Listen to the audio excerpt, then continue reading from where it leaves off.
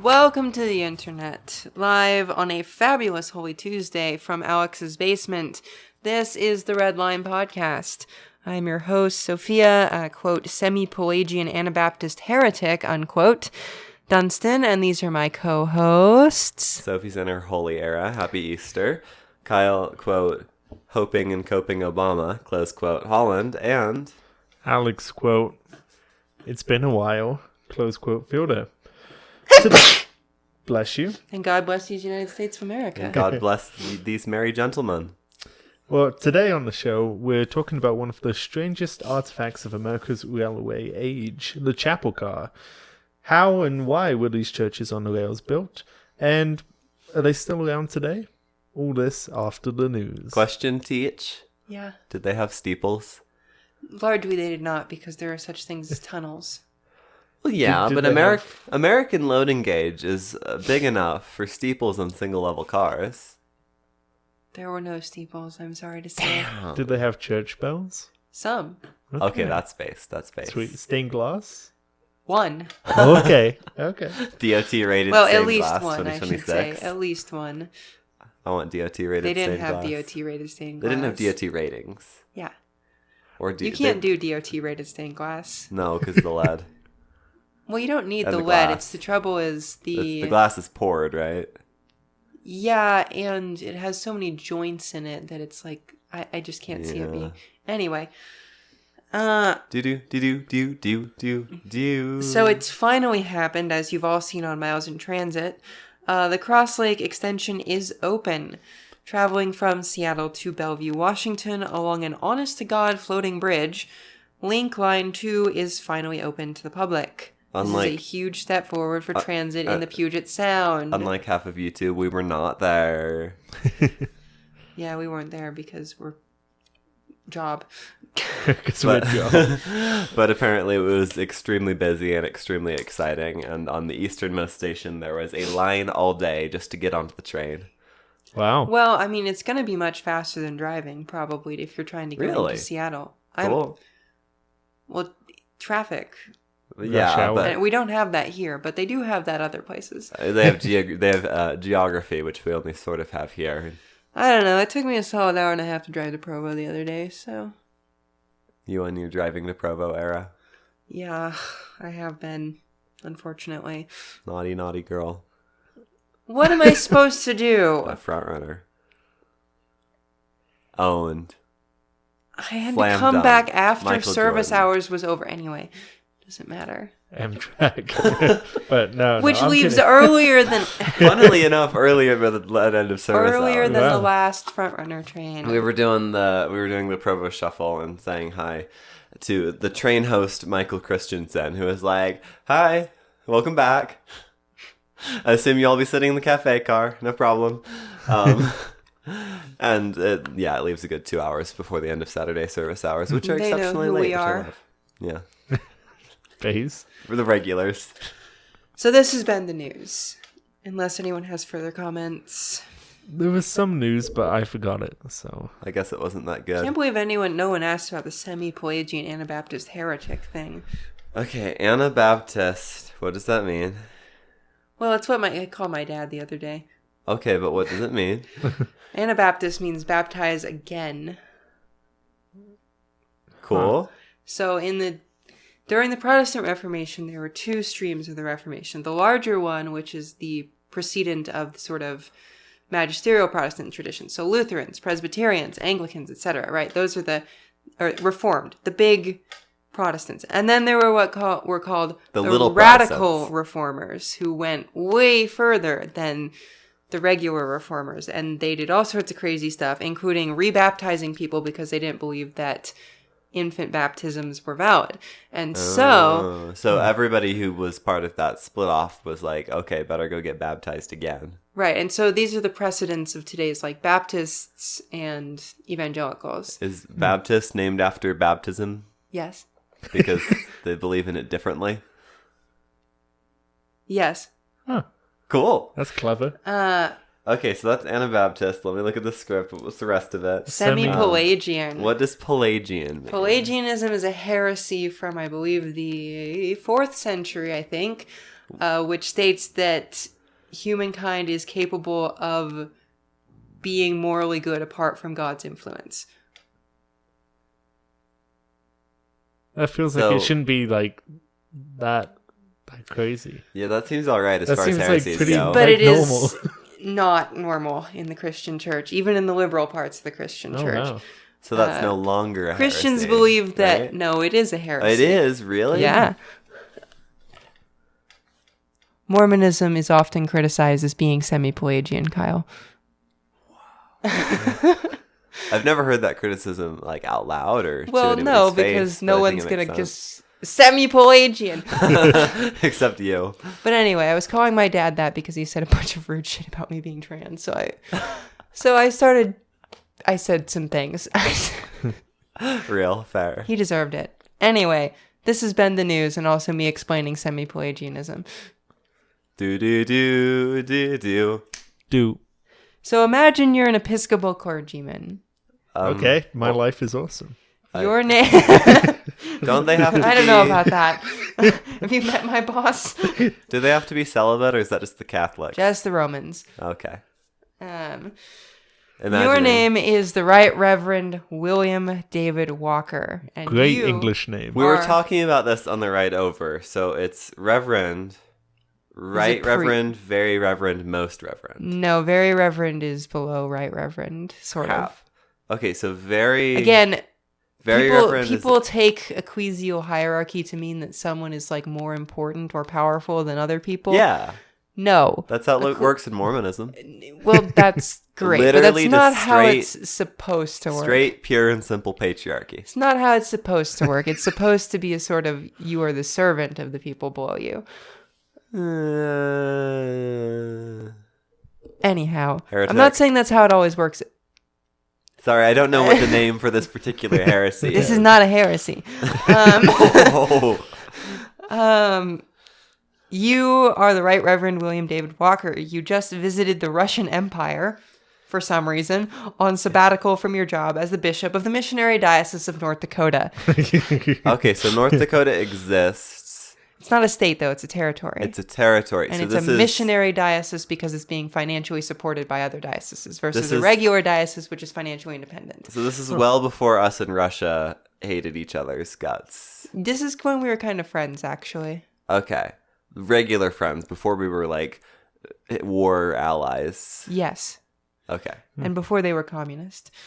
And you find yourself on the Trans-Siberian Railway. And while you're there, you stumble into this Russian Orthodox chapel car, pictured below, complete with an iconostasis and other traditional features of an Eastern Orthodox church. What's an iconostasis? You should is look it some it kind up. of is it some kind of icon?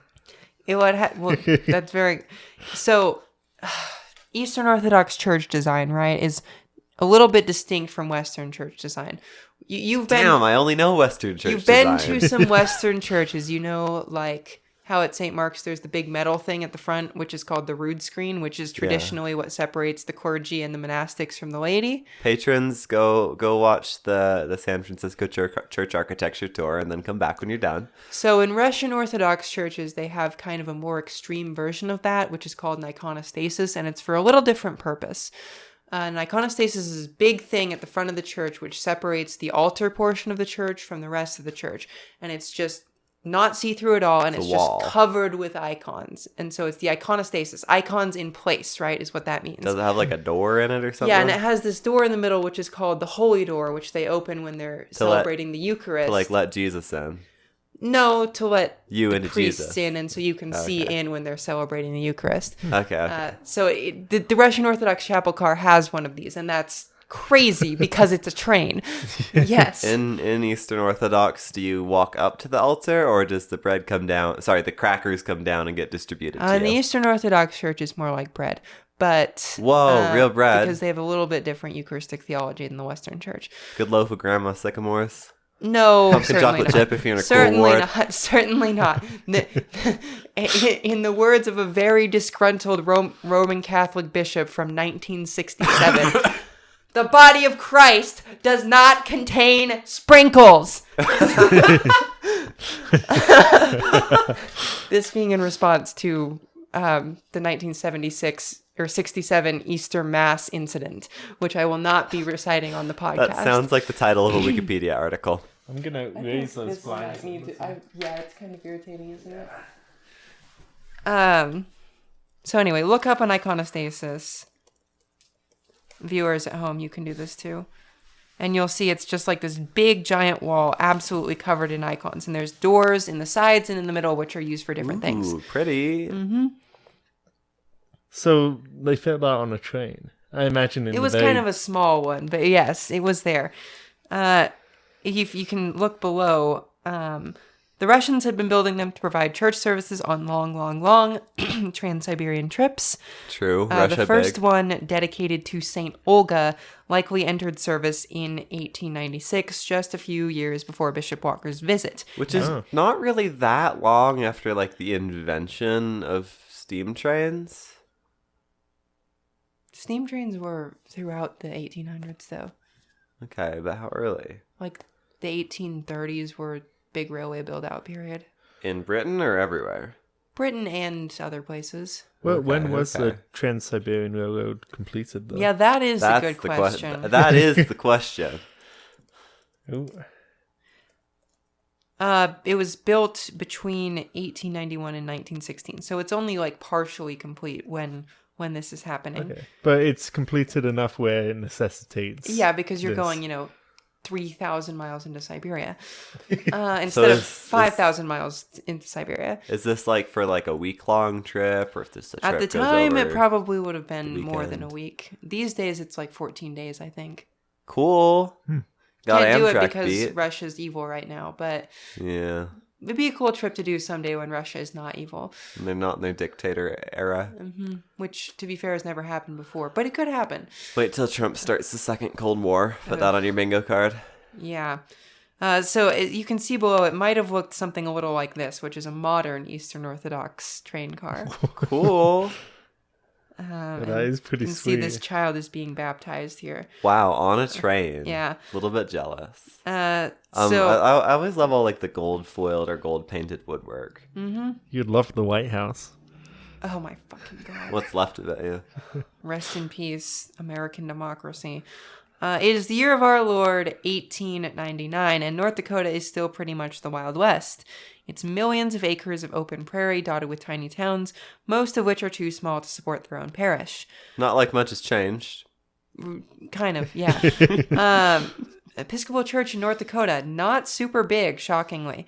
But these people, they still need word and sacrament ministry. And you, since you're Bishop Walker, have been struggling to think of a way to bring it to them. But when you see this, Eastern Orthodox train car, you have a light bulb moment.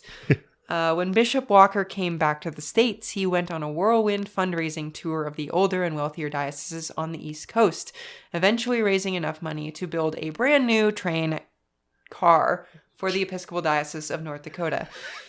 This included a $3,000 donation from infamous/famous railroad magnate Cornelius Vanderbilt, who was himself an Episcopalian. Mentioned. Yeah, so the car was built by the Pullman Company just outside Chicago and delivered to Fargo, North Dakota in 1890. It included a chapel proper, replete with an altar, pews, a tiny stained glass rose window, and a small organ. The touches. Even a small organ, I love. So is this... As well as a set of minuscule living quarters for the bishop. Cool. Okay, so I'm imagining that we're not like having church on like the moving train because North Dakota is small. Wait. So I'm getting maybe like library van vibes. You are correct. Like my mom Yes. used to have like the library North truck Dakota or the is library small? van. Compared to Russia. It takes a Everything's solid small 6 compared hours to Russia. drive across North Dakota 80 miles an hour, and trains were going like 40, 50 back then. So that's a solid like 12-hour ride, I guess. So like you could have church, but You not in could the same have way church. that a Trans-Siberian Right, trip you would don't have necessitate to it. have church. Yeah. Church is not a design requirement of the railway. Of the trains. Correct.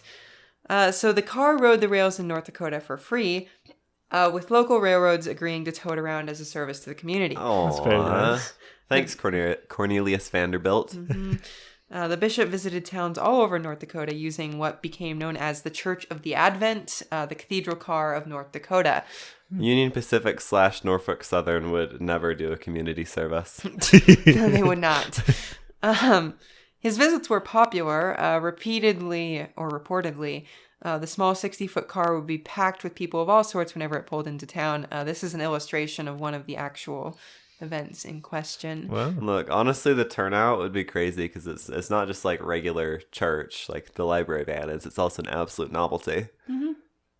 So, Walker and his successor traveled more than 70,000 miles in the car before it was retired after the completion of a real cathedral church in 1901. Okay, that's Wow. a lot of miles, especially if we're just bouncing around the general vicinity of North Dakota. And that's a solid like 7,000 miles a year. So you can, North Dakota's maybe 300 miles long, maybe. So like you Maybe I think don't know. about how many times you've crossed the state in a year. A lot. The baptismal font and lectern are the only No things way. that survived. Oh, wait, because it's Catholic of some sort. What? What's the religion? It's Episcopal. It's right. I remember. Well, from so the it is semester. Catholic of some sort. Sorry for my reductionism, but it's Episcopal, so the baptism was just a little bowl with you sprinkle the water. No, it was like a proper stone one for this one, like a big like. is But it, yeah, it's a bowl. is it like the one in your church? Yeah, like the big one, not the Okay. one that Giles was Oh, baptized okay, in. yeah, yeah. It's not that big. Yeah, we can't move the big stone one because it weighs a Stone. solid 600 pounds, so we use Love the it. portable one.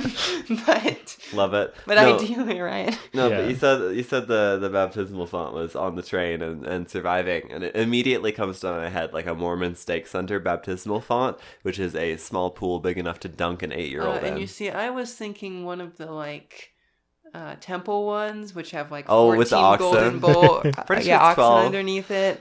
Yeah, you're right. It is 12. I mean, you can go see. Yes, we're gonna go see. Yeah? I don't know if I want to fight every Mormon ever born. No, we'll just wait till the end.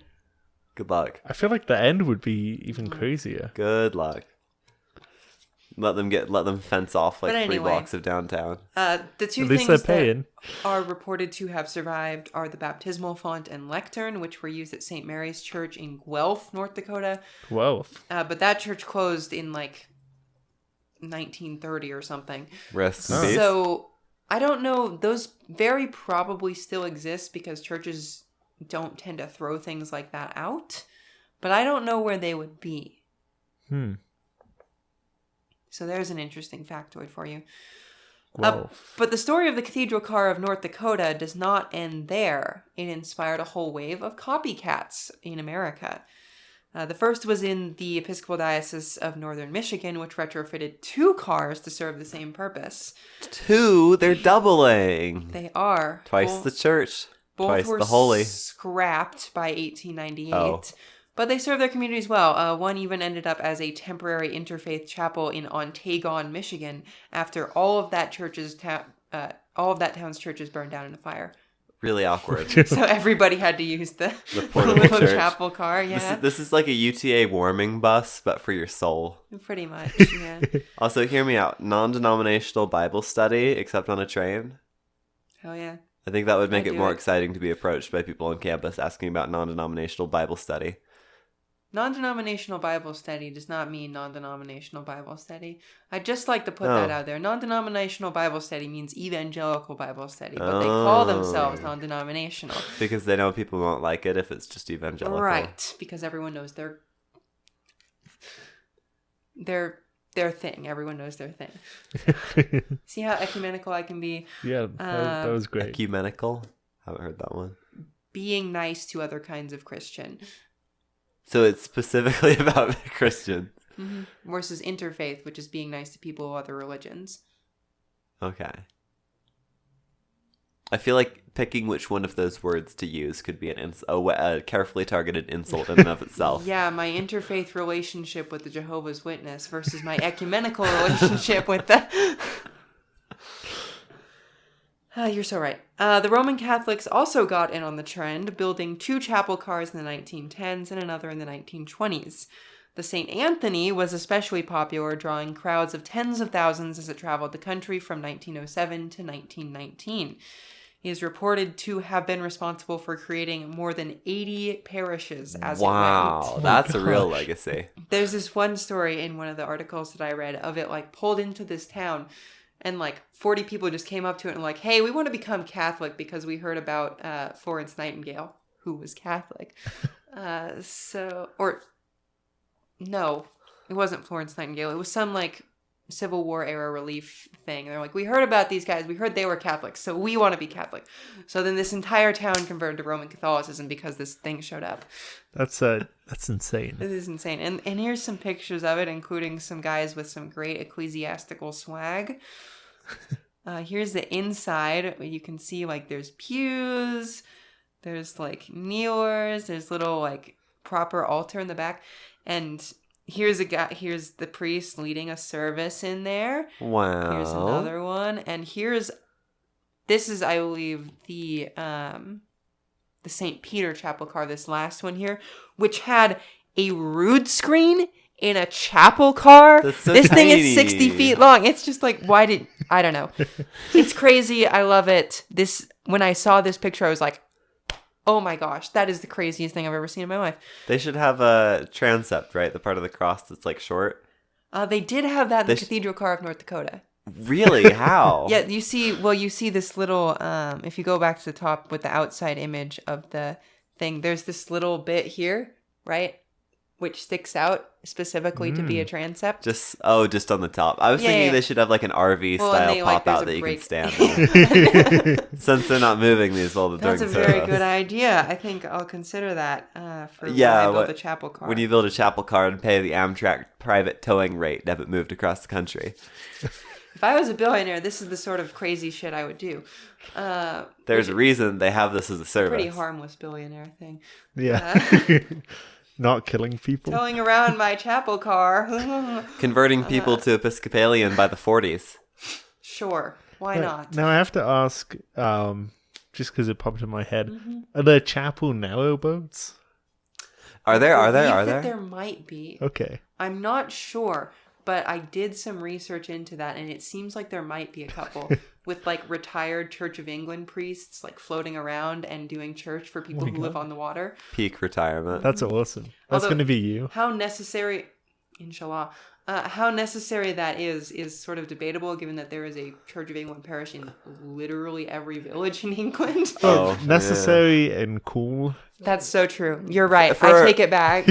for a retirement gig, right? Yeah, that's a cool retirement gig, right?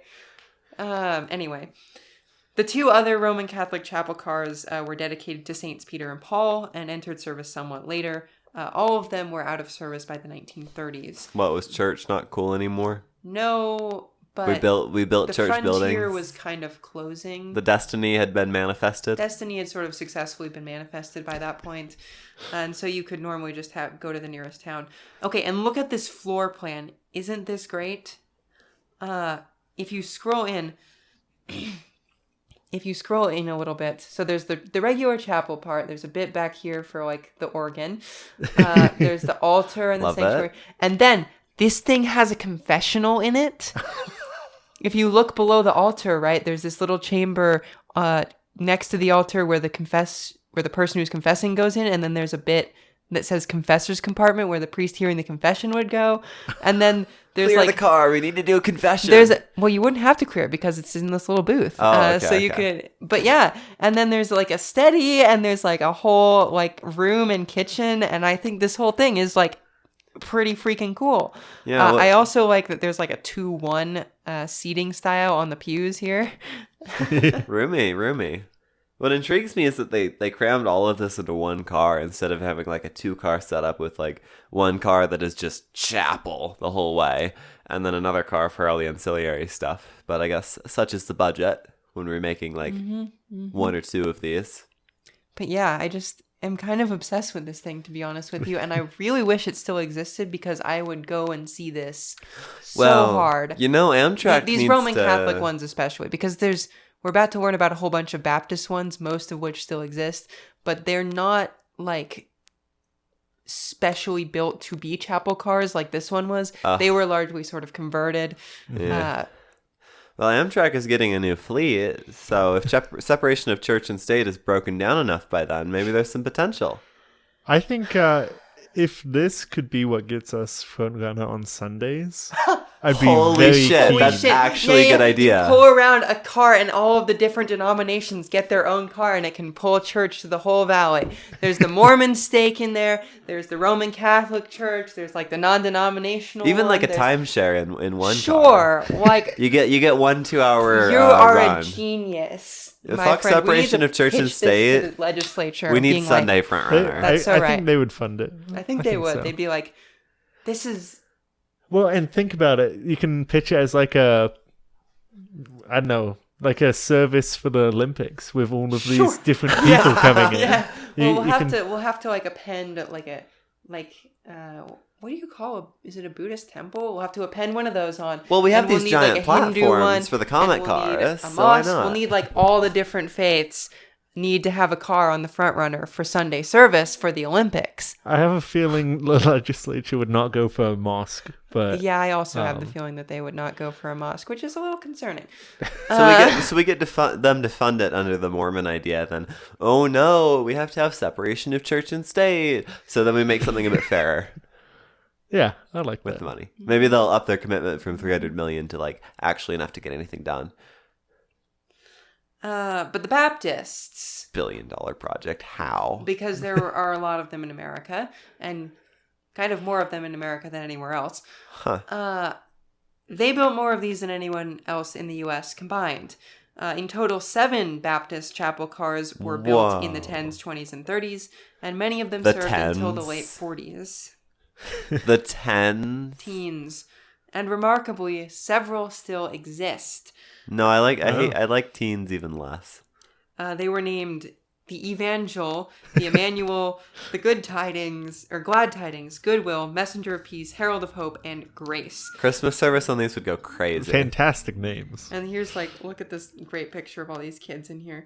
The chandeliers. I know, crazy, right? Chandeliers. Right. This was before safety. They traveled the country for decades, serving miners, farmers, and railroad workers, and drawing large crowds at revivals, including, I believe, the largest quoted in the article that I read was 1,200 in Sacramento one time. They did it off the back of the car, and all the people gathered around, but they couldn't fit. Like a whistle stop tour. And entire families of Baptist missionaries would live on board these things. Okay, imagine turning 18 or 19 if missionary age. Oh, I see. So imagine that, and you open your mission call opening. My cousin, one of my cousins just did his. Their whole family has been rotating through them, so one comes back and the next one leaves, which is very, very good for them. Open your mission call, and it says the California Zephyr. Oh, that would go so hard, though. Oh my gosh. Can you imagine? That'd be awesome. That would be so fun. I'm imagining it as we speak. To be Damn, fair, okay. though, I don't think I'd want to be. I don't know.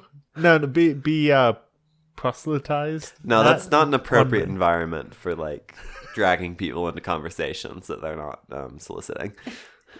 Captive audience and such. The best photo of one that I can find online of one that still exists is the former chapel car Grace, which is on display at the American Baptist Church in Green Lake, Wisconsin. God, I love how these just look like regular wooden pews, and they've got all the books and sitting in them and everything. And you said they have And the it's kneelers. this New Jersey. Well, it wouldn't in a Baptist church, but it did in the Roman Catholic and Episcopal churches. Baptists don't kneel. Period. Why not? Because they considered idolatrous. Definition. Idolatrous meaning worshiping something that is not God. Like what? The kneeler because it's comfy. Like a picture or an actual religious idol, right? Like a statue of a god. Baptists are iconoclasts, which means that they do not like imagery in church. So no pictures of Jesus, no pictures of God, no pictures of saints. So because otherwise you're worshiping these things. It's idolatry. Sort of like Muslims, but not as a hard rule. In Baptist churches, it is kind of exactly like Muslims and is Okay. a hard rule. Okay. You'll notice, the only thing in this church that is actually pictured is that there is some word, God is love at the top, and then there's a cross. And those are the only images in this church. I want to see every Christian denomination ranked on like an idolatry spectrum.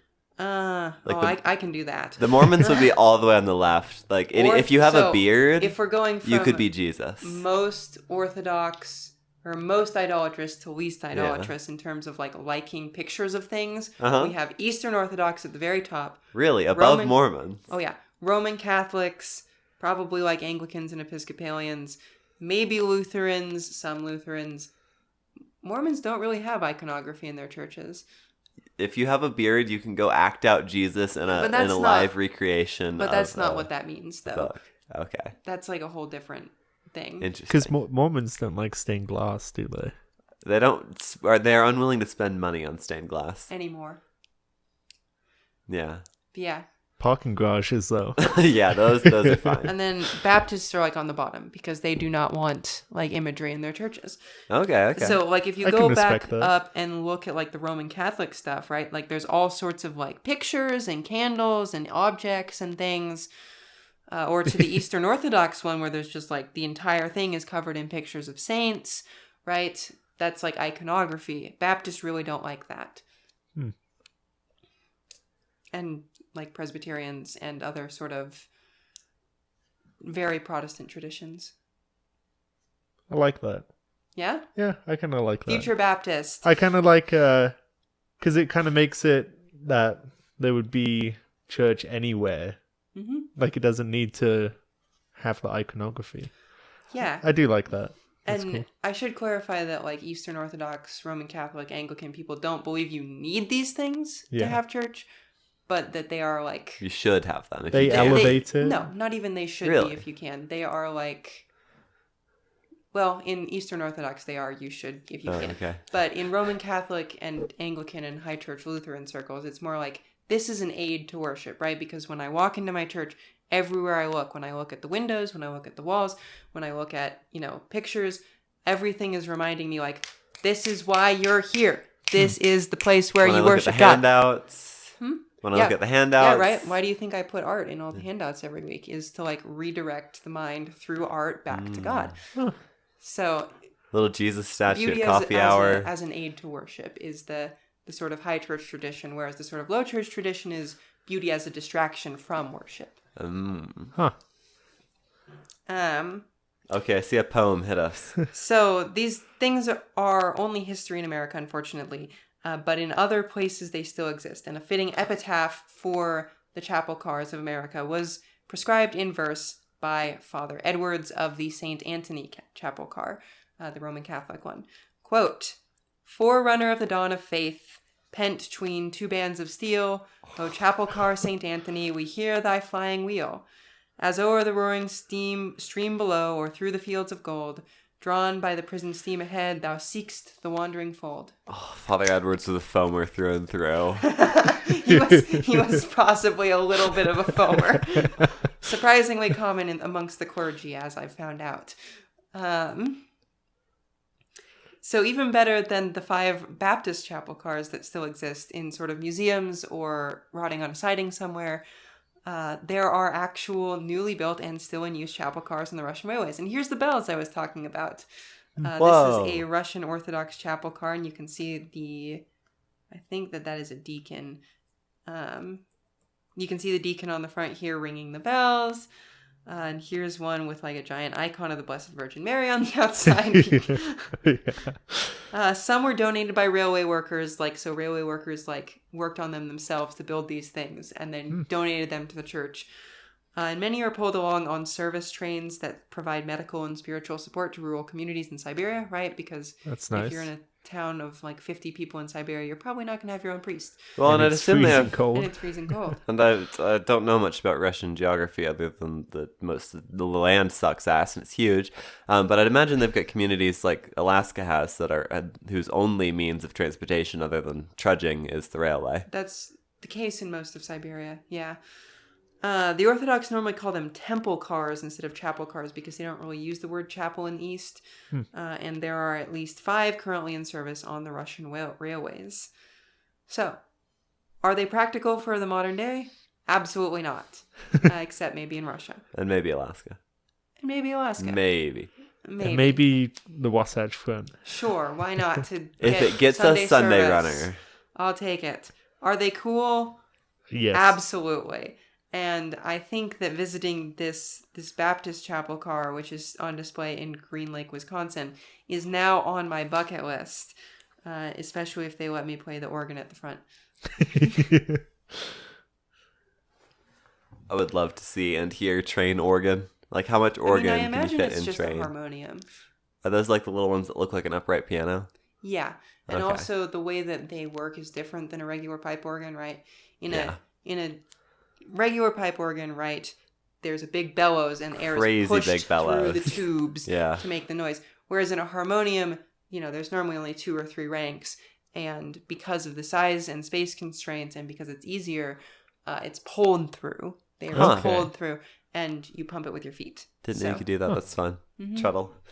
Yeah, it's like actually like 2 little pedals that you push down alternately to pump the And thing. because there's less tubes, you don't need like the whole foot keyboard. Yeah, there's not enough tubes for the foot keyboard. Which is one of my favorite things to watch. Like when you're watching like a Tabcat's a Tabcat stream or whatever, they'll have like the foot cam for the organist, and they're just listening there in their like finest church shoes because they know they'll be on camera and just absolutely jamming it out. See, I've never seen or heard a live organist, but I'd be keen on doing that. We should take you to one of the Cathedral of the Madeline ones. Yeah, I go to free organ concerts there very often. Oh, you should let me know. I should. Yeah, that'd be great. It's really good. They have easily and this hurts me to say, easily the best church music in the state of Utah at the Cathedral of the Madeline. Wow. So, Yeah. because they have like a professional choir and stuff. So, Seems to be a bit of a self-reinforcing thing. Seems to be a bit of a self-reinforcing thing. yeah. Which is cool. Okay, pitch. Okay, so we're going to build an open access railway system where the state of Utah buys out Freight Track, especially during a big national merger. Great opportunity. So we buy out Freight Track with the intention of improving it, owning the improvements, leasing back trackage rights to the freight railroads, and running passenger service with good dispatch, right? All good standard practice. And then we open it up for the general public to buy time slots to run their own equipment and their own services. And we And by convince services, you mean church services. and we convinced the Church of Jesus Christ of Latter-day Saints to commission custom church rail cars the and Mormon run chapel car. custom chapel train only on Sunday, but that also just happens to fill major gaps in the national rail network.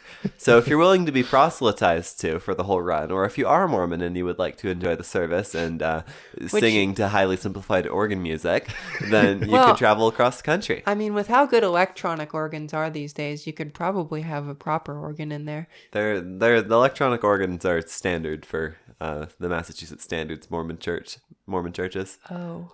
Apparently they have like a single contractor for the sound system too. I'm betting I know who it is. Yeah, no, they do some really good samplings for electric organs bet, or for electronic organs these That'd be a days. fun job. So anyways, that's my big business pitch. Well, but can you imagine how long it takes to do these samplings, right? Because you have to get every possible combination of keys Really? for this to work. Yeah. Huh. I would assumed you did them differently and then combined them. Right, but the Doesn't simple sound fact right? is it doesn't sound right because there's That's something about the cool. resonance and how so you like go like ding ding ding ding ding, ding, Okay, ding, I would ding. have fun with that as a job. And like because you can even press down on the entire thing, right? Well, and presumably you're going out to churches and cathedrals to do like super unique organ installations to get the best of the best. Oh, an organ building is like pipe organ building is much more of an art than it is a science as well. Dying art, presumably.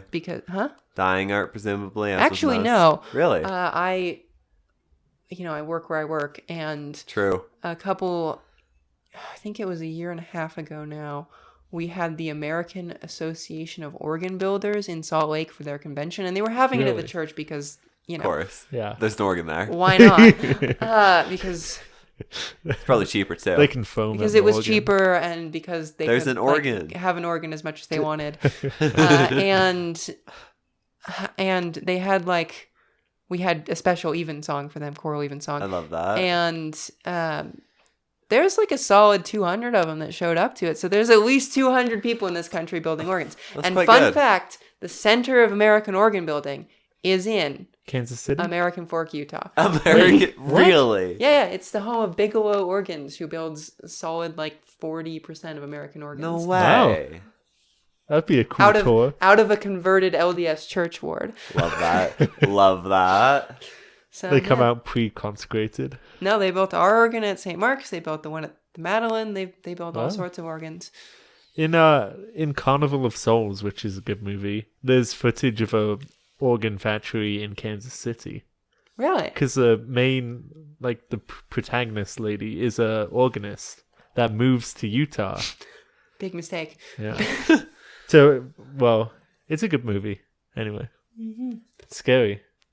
So anyways, thank you for listening to my Holy Week rant about chapel cars, Pelagianism, and other assorted things.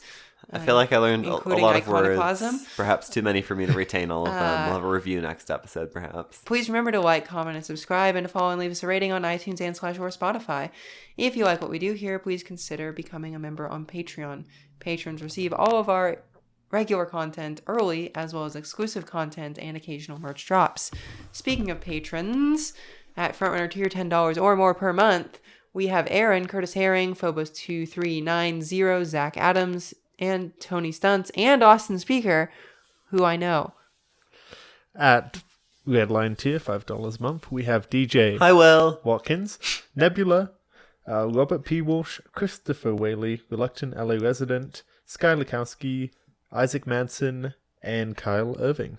At Blue Line tier, $3 a month, we have Ethan McDonald, Zach Verstaat, Alex, Elijah Kensler, G4, Evelyn, Matt Gray, Jesse Mayo, Oliver, Sam Myers, Litmus Zest, Toronto Transit Channel, Flight Attendant Nightcha, and Don C, and Caleb Denio.